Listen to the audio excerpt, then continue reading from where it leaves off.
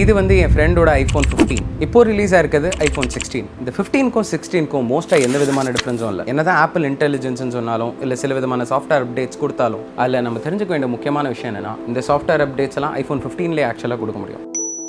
இருக்கிற ஒரே ஒரு டிஃப்ரென்ஸ் வந்து இதோட ப்ராசஸர். பட் இந்த ப்ராசஸரும் வந்து பர்ஃபார்மன்ஸில் மிக அதிகம் நம்மளால் சொல்லவே முடியாது. ஸோ இதுலேருந்து நமக்கு வர கேள்வி வந்து எதுக்கு ஐஃபோன் 16 ஒன்று ரிலீஸ் பண்ணும், அது தவிர வந்து ஆப்பிள் நம்மளை ஏமாத்துறாங்களா? இந்த பிரச்சனை வந்து ஆப்பிள்து இந்த வருஷம் மட்டும் நடக்கலை, 2003லேருந்தே நடந்துட்டு ஒரு சின்ன இன்சிடென்ட். கேசி நைஸ்டாட் அப்படின்னு சொல்லப்படுற ஒரு ஃபிலிம் மேக்கர், அவர் ஐபாட் வாங்குறாரு. அவரோட ஐபாட் வந்து ஃபெயில் ஆகுது. அவரோட ஐபாட் ஃபெயில் ஆகும்போது அது காரணம் என்னன்னு கண்டுபிடிக்கும்போது அது வந்து பேட்டரின்னு அவருக்கு தெரியுது. ஒரு பேட்டரியோட ரீப்ளேஸ்மெண்ட்டுக்காக அவர் வந்து ஃபோன் பண்ணி ஆப்பிள் கிட்ட கேட்கும்போது I have an iPod that I bought about 18 months ago and the battery is dead on it. 18 months, okay, it's past its year, which basically means for there'll be a charge of $255 plus a mailing fee to send it to us to refurb it. Apple வந்து $255 வந்து இதுக்கு செலவாகும் அப்படின்னு சொல்கிறாங்க. மிகவும் கோவம் அடைந்த கேசி நைஸ்டாட் வந்து ஆப்பிளோட போஸ்டர்ஸ் கடியிலே ஸ்ப்ரேல ஆப்பிளோட பேட்டரி வந்து ரீப்ளேசபிள் கிடையாது, ஹெவியாக சார்ஜ் பண்ணுறாங்க அப்படின்னு சொல்லிட்டு கண்டினியூஸாக ஸ்ப்ரே பெயிண்ட் வந்து எல்லா இடத்துலையுமே அடிக்கிறாரு.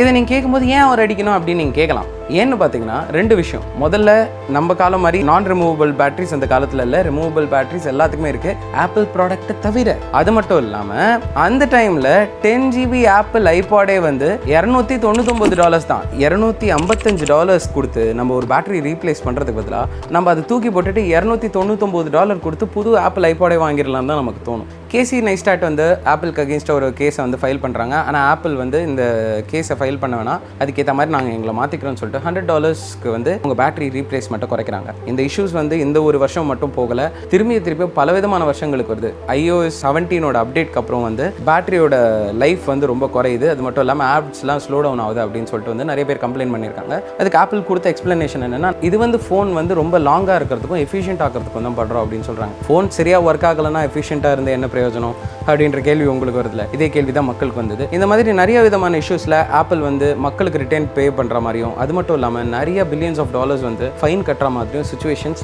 ஏகப்பட்ட தடவை வந்தது. ஆனால் ஏன் இந்த மாதிரி விஷயங்கள்லாம் வந்து ஆப்பிள் பண்ணுறாங்க?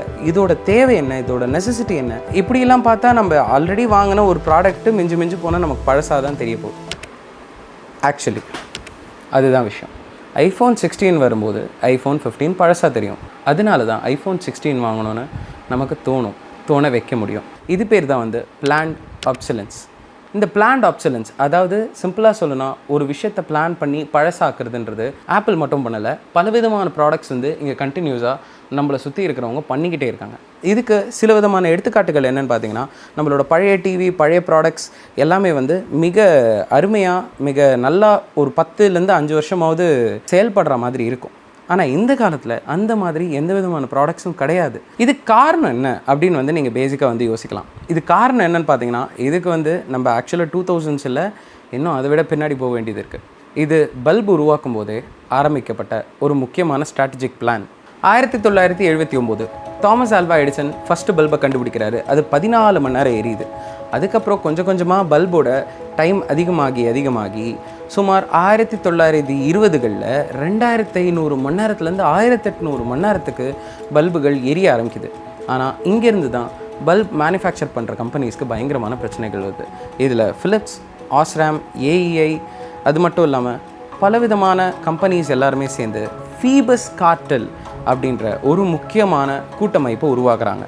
இந்த கூட்டமைப்பை எதுக்காக உருவாக்குறாங்க அப்படின்ற கேள்வி வந்து உங்களுக்கு வரும். இந்த கூட்டமைப்பை உருவாக்குனது வந்து இங்கே இருக்கிற ப்ராடக்ட்ஸை பெட்டர் பண்ணுறதுக்கு அப்படின்னு வந்து வெளில வந்து நியூஸ் கொடுக்குறாங்க. ஆனால் இந்த கூட்டமைப்போட பர்பஸ் என்னவாக இருந்தது அப்படின்னு பார்த்தீங்கன்னா வந்து கிரியேட்டிங் ஆப்சலசன்ஸ். அதாவது என்னன்னு பார்த்தீங்கன்னா, இந்த ப்ராடக்ட்ஸை பழசாக்குறது. 1000 மணி நேரத்துக்கு தாண்டி இந்த ப்ராடக்ட்ஸ் எதுவுமே வந்து எரியக்கூடாது, இந்த பல்ப் எதுவுமே வந்து எரியக்கூடாது. இதுக்காக நம்மளை சுற்றி இருக்கிற எல்லா விதமான மேனுஃபேக்சர்ஸும் வந்து தயாராக இருக்கணும்.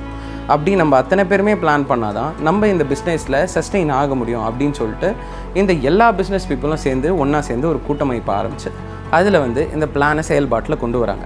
இன்கேஸ் வந்து இதோட காம்படிட்டர்ஸ் வந்து இதை தாண்டி மீறி போனால் அவங்களுக்கு வந்து பல்லாயிரக்கணக்கான டாலர்ஸ் இல்லைன்னா பல்லாயிரக்கணக்கான யூரோஸ் வந்து ஃபைனாக கொடுக்கப்படும் அப்படின்றது இங்கே வந்து பிளானாக இருந்தது. ஸோ அந்த பிளான் படி பல வருஷமாக இந்த பிளான் ஆப்சலசன்ஸ் போயிட்டு தான் இருந்தது. இதையே மேனுஃபேக்சர்ஸ் பண்ணுறாங்கன்றது வந்து உங்களுக்கு மிக தெளிவாக புரிஞ்சிருக்கும். ஏன்னு பார்த்தீங்கன்னா இன்கேஸ் வந்து அவங்க வந்து ஒரு பல்பை கொடுத்து அந்த பல்பு வந்து 50 வருஷம் 100 வருஷம்னு அது வந்து உழைக்க ஆரம்பிச்சிச்சுன்னா அவங்களுக்கு திருப்பி வந்து அடுத்த வருஷத்துலேருந்து சேல்ஸ் இருக்காது. ஆனால் இந்த obsolescence அப்போலேருந்து வெறும் பல்புக்கு மட்டும் நடக்கலை, பலவிதமான ப்ராடக்ட்ஸை வந்து இதை ஃபாலோ பண்ணி உருவாக்க ஆரம்பிச்சிட்டாங்க. அது வந்து ட்ரெஸ்ஸிலேருந்து, நம்மளோட டிவியிலேருந்து, நம்மளோட வாஷிங் மிஷின்லேருந்து எல்லா விதமான ப்ராடக்ட்ஸ்க்கும் அதை எடுத்துகிட்டு வர ஆரம்பிச்சிட்டாங்க. ஏன்னா அப்படி எடுத்துகிட்டு வந்தால் தான் அவங்களால நிறைய அளவுக்கான வியாபாரம் பண்ண முடியும். ஏன் வந்து இதெல்லாம் வந்து கவர்மெண்ட் விட்டுது, ஏன் வந்து இதை மக்கள் தாண்டி எதுவுமே இதை பற்றி கேட்கல அப்படின்ற ஒரு மிகப்பெரிய கேள்வி வந்து உங்களுக்குள்ளே எழும். இந்த கேள்வி எனக்கும் எழுந்தது. பட் சில பேர் வந்து obsolescence நல்லதுன்னு ஒரு டைமில் சொல்ல ஆரம்பித்தாங்க.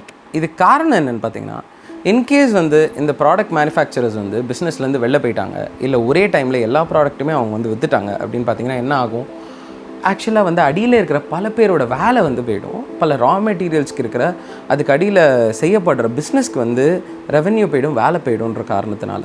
இன்னும் சொல்லணும்னா இவங்க அத்தனை பேருமே பே பண்ணுற டேக்ஸ்னால, இவங்களுக்கு கிடைக்கிற வேலைனால தான் இங்கே கவர்மெண்ட்டும் எங்கேஜ் ஆகிட்டுருக்கு. ஸோ அந்த காரணத்தினால கவர்மெண்ட்டும் வந்து இதை பெருசாக எதிர்க்கலை.